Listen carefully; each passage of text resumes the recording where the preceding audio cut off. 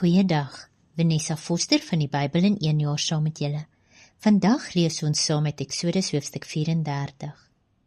In Eksodus 32 het ons gelees van Israel wat die verbond met God verbreek het.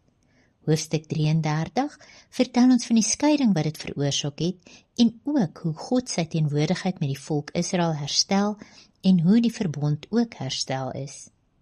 Nou lees ons in die eerste gedeelte van Eksodus 34 dat Moses weer met God op die berg Sinaï ontmoet. Moses het vir die volk ingetree en God beveel hom om nuwe kliptafels te bring sodat hy weer die woorde kan skryf wat op die eerste tafels geskrywe was. Niemand anders behalwe Moses was toegelaat om te gaan nie. In verse 5 en 6a sien ons die openbaring van God se teenwoordigheid aan Moses. Onthou in Eksodus 33 het Moses gevra, laat my tog u heerlikheid sien. En God het beloof om soveel van sy teenwoordigheid aan Moses te openbaar as wat hy kon verduur. Nou lees ons dat Moses 'n kragtige geestelike ervaring gehad het en God se karakter word in woorde geopenbaar. Die herhaling Here, Here is 'n voorstelling van God as ewig en onveranderlik. Dit is ook Yahweh, dieselfde naam vir God wat Abraham, Isak en Jakob geken het. Ons lees dan iets van God se karakter. Hy is barmhartig en genadig, dus het hy medelee met die mens. Hy is lankmoedig en oorvloedig in goedheid en waarheid, dus met respek gesê, God is nie kort van draad nie. Hy is geduldig met ons en word nie kwaad oor die geringste dingetjie nie. Hy bewaar barmhartigheid vir duisende en vergewe ongeregtigheid, oortredings en sonde.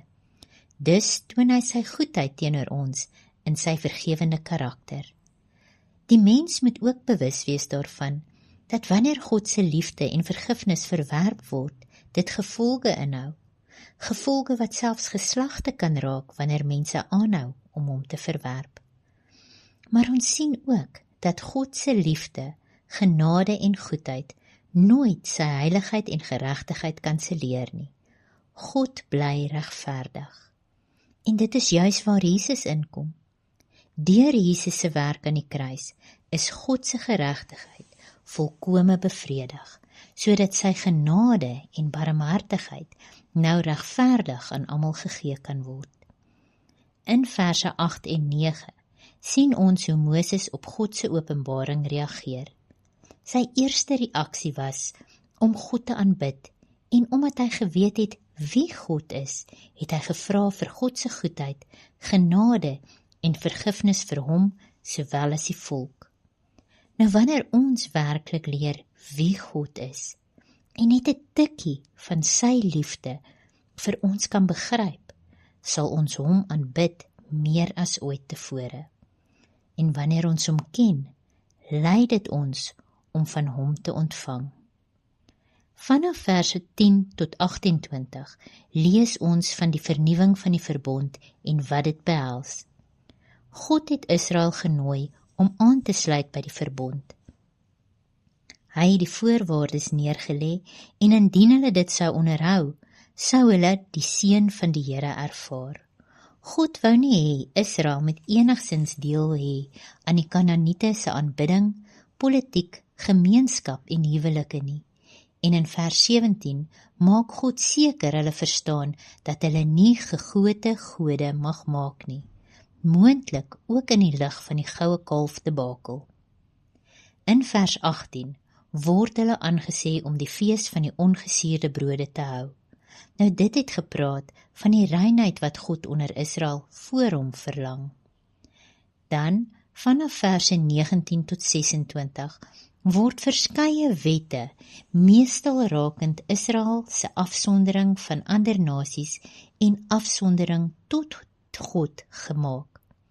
Alhoewel hierdie wette vir Israel was en die verbond wat God met hulle gesluit het, kan ons hieruit leer dat God heel eerste in ons lewe moet wees.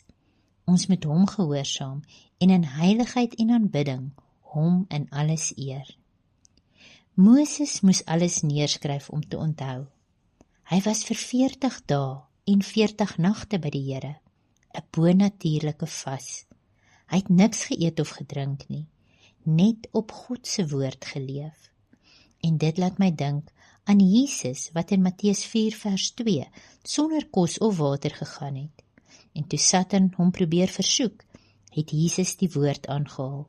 Daar is geskrywe, die mens sal nie van brood alleen lewe nie, maar van elke woord wat uit die mond van God uitgaan.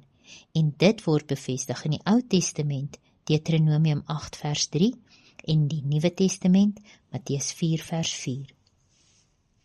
Verse 29 tot 35 vertel hoe Moses van die berg afgekom het, nadat hy in die teenwoordigheid van God was, en sy gesig het van God se heerlikheid gestraal.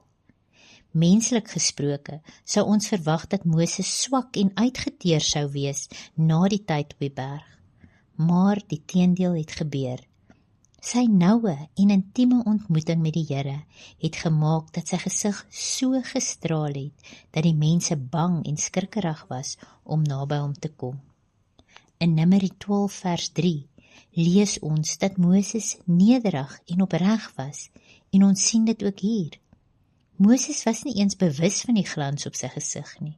Hy het nie gespog oor sy ontmoeting met God of probeer om eer vir homself te ontvang nie. Vers 33 sê dat Moses nadat hy klaar met die mense gepraat het, 'n sluier oor sy gesig gesit het. Dit laat mens maklik dink dat hy die sluier gedra het sodat die volk nie bang sou wees vir die uitstraling van sy gesig nie, en moontlik ook om hulle te beskerm teen die intense glans van God se heerlikheid wat op hom gerus het. Tog verduidelik Paulus in 2 Korintiërs 3 vers 13 die eintlike doel van die sluier. Nie om die blinkende gesig van Moses te verberg nie, maar sodat die afnemende glorie van sy gesig nie waargeneem sou word nie, omdat die glorie besig was om te vervaag. Nou die ou verbond was wonderlik en glorieryk, maar dit lyk nogals vaal in vergelyking met die nuwe verbond wat ons deur Christus ontvang het. Mag jy 'n geseënde dag verder hê. Tot volgende keer. Totsiens.